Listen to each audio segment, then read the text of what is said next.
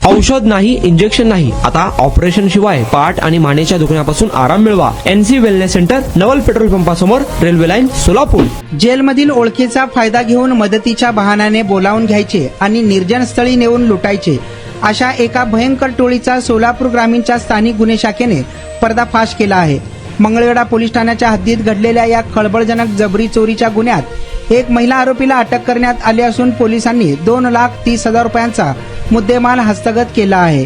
यातील फिर्यादी ग्लेन पर्सी सिक्वेरा राहणार कल्याण ठाणे हे 2024 मध्ये एका सायबर फ्रॉडच्या गुन्ह्यात सोलापूर जिल्हा कारागृहात असताना त्यांची ओळख सराईत गुन्हेगार अजित उर्फ काळ्या सुरेश पवार राहणार नंदूर तालुका मंगळवेढा याच्याशी झाली.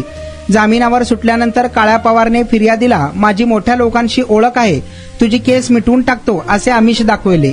विश्वास ठेवून फिर्यादी आपल्या मैत्रिणीसह 9 एप्रिल रोजी मंगळवेढ्यातील ब्रह्मपुरी शिवारात आले.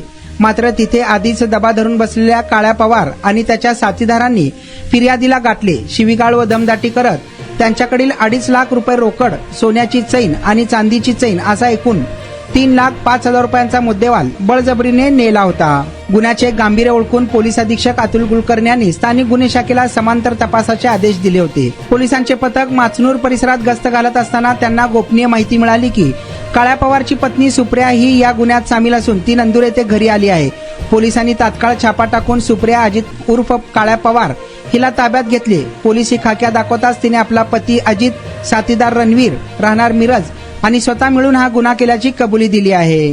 आणि आता अवस्था अशी व्हायला लागली होती की मी बसत किंवा उभं राहत नव्हतो, तर जास्तीत जास्त झोपून राहायचा प्रयत्न करायचो. सलगपणे आपण एखादं काम करायला लागलो की बॅकमध्ये पेन येतोय.